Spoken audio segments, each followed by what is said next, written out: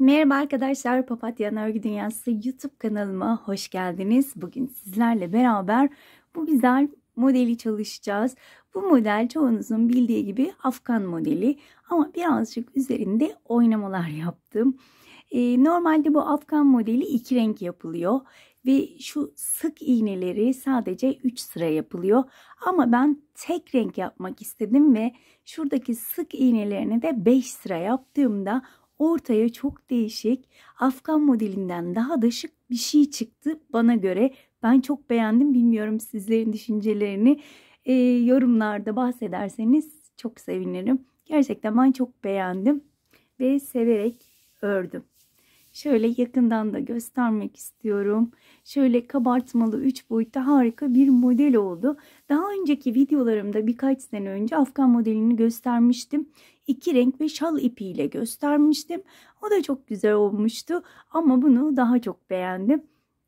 Arkadaşlar hangi ipi kullandığımı soracak olursanız size şimdi göstereceğim ip de şuraya kullandığım ip de aynı. Alize Süper Lena klasik ip kullandım ve hemen tığ numaramı göstermek istiyorum. 5 numara 3 milimlik tığ ile ördüm. Daha sert bir şey yapmak isterseniz 2,5 numarayla yani 2,50 milimlik tığla da örebilirsiniz. Şöyle benim yaptığım 3 numarayla yaptığım için birazcık yumuşak oldu. Bu modelle neler yapabiliriz derseniz bu modelle çok güzel şallar, boyunluklar, yelekler, hırkalar sizler ne istiyorsanız onu rahatlıkla örebilirsiniz. Arkadaşlar hemen bu güzel modelin yapımına geçmeden önce hemen yine minik hatırlatmamı yapmak istiyorum. Halen kanalıma abone değilseniz kanalıma abone olup hemen abone ol butonunun yanındaki zili aktif hale getirirseniz bundan sonraki yükleyeceğim videolardan haberdar olabilirsiniz. Bana destek olmak amaçlıysa bu videoyu beğenip altına o güzel yorumlarınızı yazarsanız hem bana destek olmuş olursunuz hem de bu videonun öne çıkartarak birçok kişiye ulaşmasını sağlamış olursunuz diyorum ve hemen bu güzel modelin yapımına geçiyorum. Evet arkadaşlar, pembe ipimle başlıyorum. Zincir çekerek başlıyoruz ve zincir üzerine kurduğumuz için kafanızda karıştırmamak amaçlı zincir sayısı vermeyeceğim arkadaşlar. Şöyle 10 ve katları şeklinde çekelim. Ben size 3 model şeklinde göstereceğim. Zaten o yeterli olacak. Ben şöyle 30 tane zincir çekeceğim. Arta kalan zinciri de normalde keseriz. Çünkü zincir üzerine kurulan modellerde zinciri kesmek daha kolay oluyor. O yüzden bir sayı vermeyeceğim arkadaşlar. Şöyle 30 tane zincir çekip dönüyorum. Evet arkadaşlar, ben zincirimi çektim. Hatta 35 tane çektim. Fazla olsun dedim, eksik olmasın. Hemen en son yaptığım zincirden tırnağımla tutuyorum. Bir zincir çektim. Hemen tırnağımla tuttum. Zincire batırıyorum ve bir sık iğne yapıyorum. Hemen yanına bir sık iğne. İkinci oldu. Üçüncü ve dördüncü sık iğnemi yaptım. Yan yana 4 tane sık iğne yapmış oldum. 5. zincirime 3 tane. 1 2 ve 3 tane sık iğne yaptım aynı zincirin içine. Şimdi yan yana 9 tane sık iğne. 1 2 3 4 5 6 7 8 ve 9. Pardon. 8 sık iğne yapacaktık. 8 tane sık iğne yaptım. 9'uncuya 3 tane sık iğne. 1 2 3. 9 nereden aklıma geldi onu da bilmiyorum. İlk başta 4 tane sık iğne yaptık. 5. zincire 3 tane sık iğne, daha sonra 8 tane sık iğne, 9. zincire de 3 tane aynı zincirin içine 3 tane sık iğne yaptık. Şimdi yine 8 tane sık iğne yapıyorum. 1 2 3 4 5 6 7 ve 8. 9'uncuya 3 tane. 1. Aynı zincire batıyorum. 2. Aynı zincire batıyorum. 3.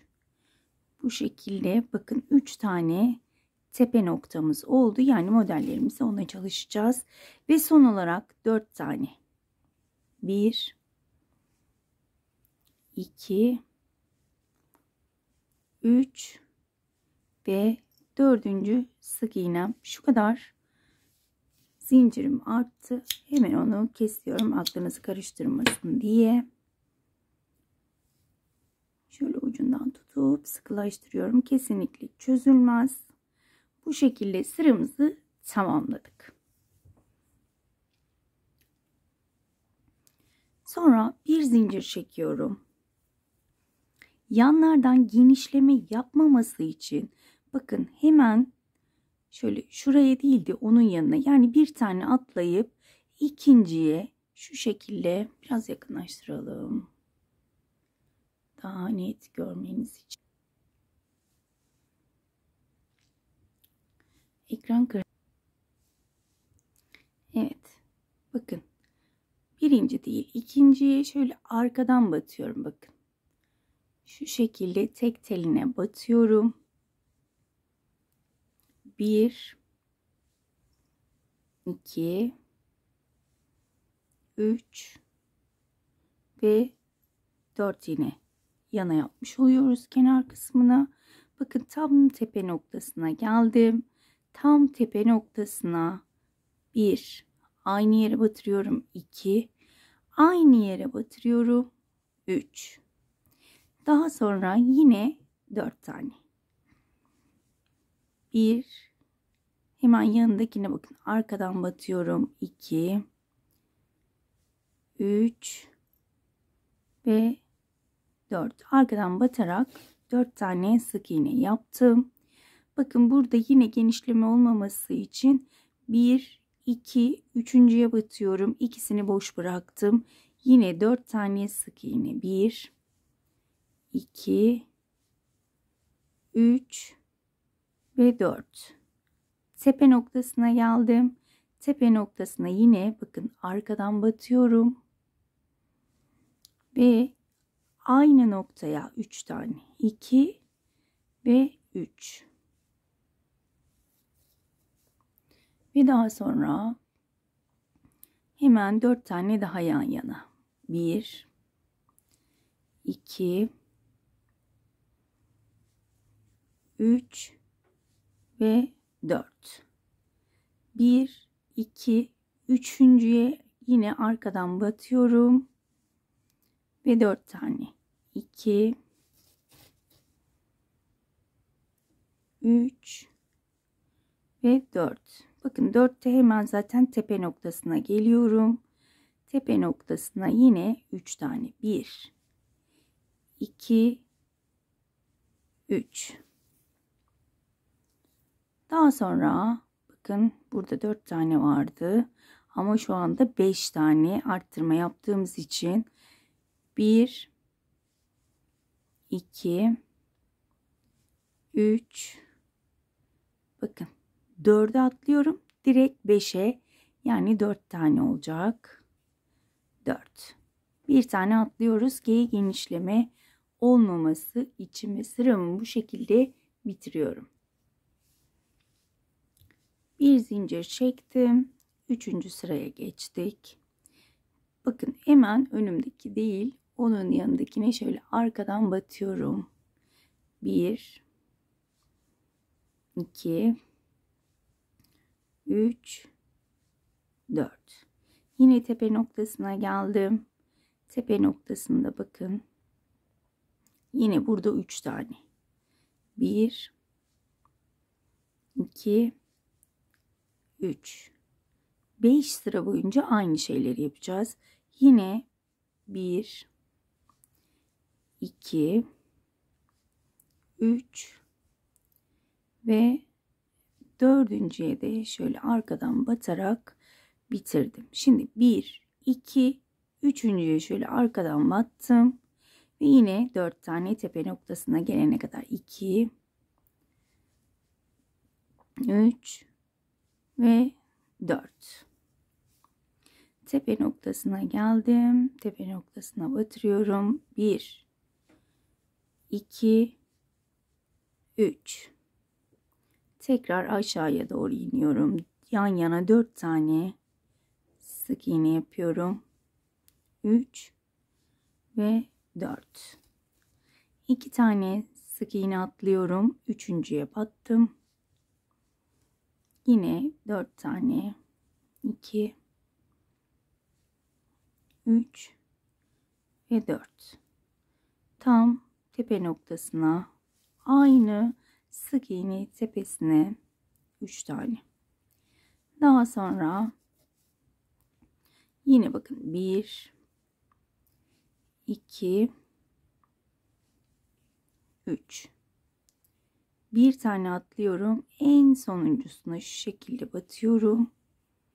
Ve yine burayı 4 tane yapıyorum ki burası genişlemesin. Bir zincir, 4. sıradayız. Yine bir tane atladım. İkinciye battım. Ve yine az önceki gibi bu sırayı da aynı şekilde bitiriyoruz arkadaşlar. Dediğim gibi sık iğne sırasını 5 sıra yaptım. Daha hoş görünüyor. Sizler isterseniz 3 sıra yapabilirsiniz. Aralara 3 sıra gidebilirsiniz. Ben bu şekilde 5 sıra yapacağım. Daha sonradan modeli yapacağız. Şimdi bu sırayı sonuna kadar aynı şekilde devam ettirelim. Bu sıramın sonuna gelmek üzereyim. 2, 3 ve 3 yaptık. Dördüncüyü en sona batırıyorum. Diğerlerine batmıyorum ve dörtlüyorum. Şöyle kenarlarda artma olmuyor. Bir zincir, 4. sıramızdayız. Ve yine aynı şekilde ilerliyorum. 2, 3, 4. Tepe noktasına 3 tane. 1, 2, 3.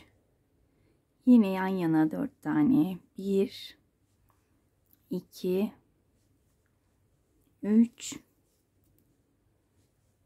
4. 2 tane atlıyorum. Üçüncüye batıyorum. Ve bu şekilde bu sırayı da bitiriyorum. Sıramın sonuna geldim. Yine 1, 2, üçüncüyü yapıyorum. Ve en sona batıp dördüncüyü de bu şekilde bitiriyorum. Şöyle 4 sıramız oluşmuş oldu. Ve 5. sırayı yapıyorum. Biraz burası yorabilir 5 sıra. Ama bence değer. Çünkü görüntüsü diğer modellere göre daha ağır görünüyor. Daha modern bir tasarımmış gibi görünüyor. Bana göre öyle. Yine de dediğim gibi 3 sırada örebilirsiniz. Eğer çift renkli modeli isterseniz çift renkli modeli onun da linkini sizlerle paylaşabilirim. Çok eski videolarımdan çünkü. 1-2 yıl önce örmüştüm. Çift renkli nasıl oluyor diye merak ediyorsanız ve 3 sıra nasıl oluyor diye orada iyice göstermiştim. Oradan bakabilirsiniz. Kaç olmuş? 1, 2, 3, 4. 2 tane atladık. Üçüncüye battık. Ve bu şekilde arkadaşlar 5. sıramı da devam edeceğim. Evet arkadaşlar 5. sıramı da bitirdim. Bir zincir çektim. Modelimi çevirdim. Bakın. Şöyle hemen şöyle batıyorum. Yine önden kaydırma yöntemiyle geçiyorum. İkinciye de battım. Kaydırma yöntemiyle geçtim. Burada 5 tane zincir çekeceğim. 1, 2, 3, 4, 5 tane zincir çektim. Tığımın başına 1, 2, 3 kez doladım. Ve hemen şu sık iğnenin şöyle yine önden batırarak şöyle 2 çekerek 1, 2, 3, 4'lü trabzan yapıyorum. Başına 3 kez doladım. Hemen yanındaki şöyle sık iğnenin tek teline batıp 4'lü trabzan yapıyorum. 2 ilmek çekerek. 3 tane 4'lü trabzanım olmuş oldu çektiğim zincirle. Tam gördüğünüz orta bölüme geldim. 3 kez doluyorum ve tam buraya 3 tane 4'lü trabzan yapacağım. Aynı yere. Birinciyi yapıyorum. Tekrar başına 3 kez doladım. Aynı yere ikinciyi yapıyorum. Tekrar 3 kez doluyorum ve yine aynı yere üçüncüyü yapıyorum. Bu şekilde 6 tane trabzanım olmuş oldu. Tekrar tığımın başına araları hiç zincir çekmeden doladım. Ve yine hemen önümdeki boş göze batıp 4'lü trabzan. Başının 3 kez doladım. Onun yanındaki sık iğne tepesine battım. 4'lü trabzan. Başını tekrar 3 kez doladım. Onun yanındaki sık iğne gözüne batıp 4'lü trabzan. Bakın 3 burada, 3 ortada, 3 de şurada. Toplamda 9 tane ikili trabzanım olmuş oldu. Hiç araya zincir çekmiyorum. Başını 3 kez doluyorum ve sayıyorum. 1, 2, 3, 4. Şöyle 5.'nin yine ön ilmeğinden alıyorum. Ve yine aynı işlemi buraya da yapıyorum. Başta yaptığım gibi 3 tane yan yana 4'lü trabzanımı yapıyorum.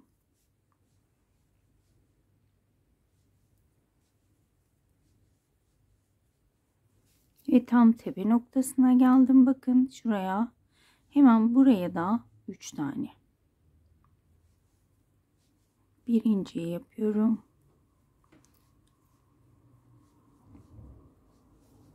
İkinciyi aynı yere. Yine 4'lü trabzan. Ve üçüncüyü aynı yere yapıyorum. Yine trabzanlarımız hep 4'lü. Ve yine şöyle yan yana 3 tane 4'lü trabzan yapacağım. Hep ön tellerine batıyoruz arkadaşlar. Tek teline yani. Ki kabartmalı görüntü verebilsin diye. Bu şekilde devam ediyorum. Konuşurken de tabii ki sayamıyorum.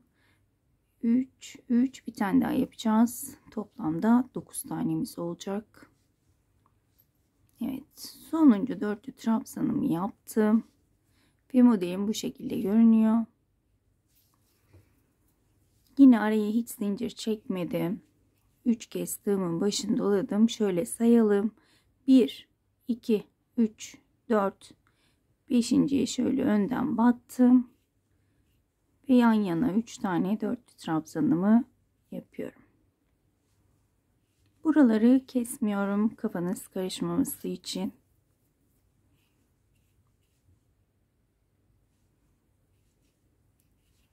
Evet. Orta bölüme geldik. Bakın kavisli bölüme. Buraya şöyle batamadım bir an. 3 tane aynı noktaya 4'lü trabzan yapacağım. Şu tam istediğim gibi olmadı. Evet, birinciyi yaptık. İkinciyi yapıyorum. 2 ilmek çekerek. Ve üçüncüyü yapıyorum.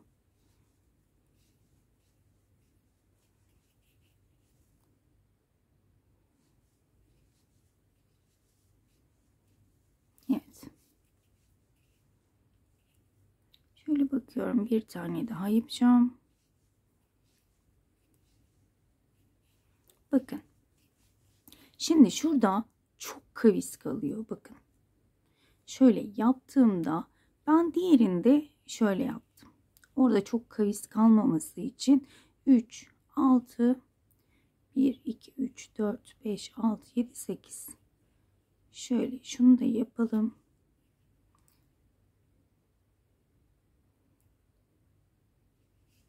Şöyle kapatalım.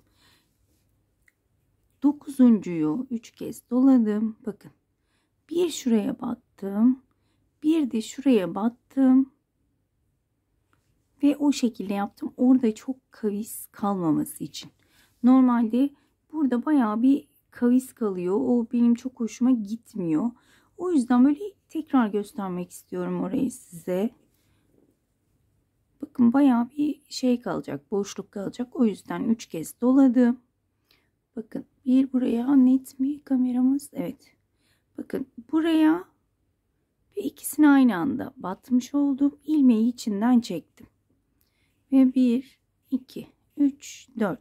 Ha, bu zor geliyorsa yapmayabilirsiniz. Normal dörtlü trabzanınızı yapıp bu sırayı bu şekilde bitirebilirsiniz. O bir fikir olarak ben size göstermek istedim. Bir zincir çektim. Modelimi çevirdim. Şimdi ilk sıraya geri döndük arkadaşlar. Bakın yine şöyle dibine batarak bu sefer başlıyorum. Çünkü yeni baştan sıranın başına geldiğimiz için direkt şöyle baştan battım ve sık iğnelerimi yapıyorum. 1, 2, yine önden batarak 3, 4. 4 tane sık iğnemi yaptım. Tam bakın şu ortada 3 tanenin ikincisine tam ortaya geldim. 1, aynı yere 2, aynı yere 3. Şimdi tekrar şu tepeye gelesiye kadar 8 tane. 1, 2, 3, 4, 5, hiç atlamıyoruz burada. 6, 7 ve 8. Bakın tam ortaya geldim. 9'uncuya 3 tane. 1, 2, 3. sık iğnemi yaptım ve yine 8 tane. 1, 2, 3, 4, 5, 6, 7, 8. 9'uncuya 5 tane. 2 ve 3 ve tekrar 4 tane sık iğne yan yana. 2, 3 ve 4. Bakın bu sıramız bu şekilde bitmiş oldu ve yine aynı şekilde bir zincir çekerek, kafanızı karıştırmamak için bu sırayı da göstereyim. Bakın bu sırada atlamaya başlıyoruz. Bir taneyi ikinciye batıyorum. 1, 2, 3, 4. Hemen tepe noktasına 3 tane. 1, 2, 3. Burada ne yapıyorduk? 4 tane. 1, 2, 3, 4. Bakın 2 tane atlıyorum. 1, 2, 3.'ye battım. 1, 2, 3 ve 4. 5.'ye 3 tane. 2, 3. Yani ikinci sıranın aynısı arkadaşlar. Bu şekilde ben yine 5 sıra yapıp hemen dönüyorum. Evet arkadaşlar, ben 5. sık iğne sıramı bitirmek üzereyim. Yine aynı şekilde 1, 2, 3, 4.'yü en son sık iğne yapıyorum. Bu şekilde ilk sıranın aynısı arkadaşlar. Burada ne yaptıysak burada da aynı şekilde devam ettireceğiz. Her sıramız aynı şekilde ilerleyecek. Yine de göstermek istiyorum. Bir zincir çektim. Bakın şöyle hemen önümdeki tek teline batıyorum, geri çekiyorum. Şöyle 2 tane kaydırma yaptıktan sonra 1 2 3 4 5 tane zincirimi çektim, başını 3 kez doladım ve önümdeki sık iğnenin ön teline batıp dörtlü trabzan. Yani eğer burayı yine şaşırırsanız hemen videoyu geriye sarıp şu sıraya bakabilirsiniz. Çünkü aynısı, çok da videoyu uzatmak istemiyorum. Yine de ilk başlangıcını göstermek istedim. Ortaya da aynı şekilde 3 tane dörtlü trabzan. Yeni öğrenen arkadaşlar biraz zorlandığı için burayı da şöyle ilk başlangıcını göstermek istedim. Biraz videolar uzuyor ama kusura bakmayın. Evet, 3 tane de şöyle yan yana yapalım dörtlü trabzanlarımızı.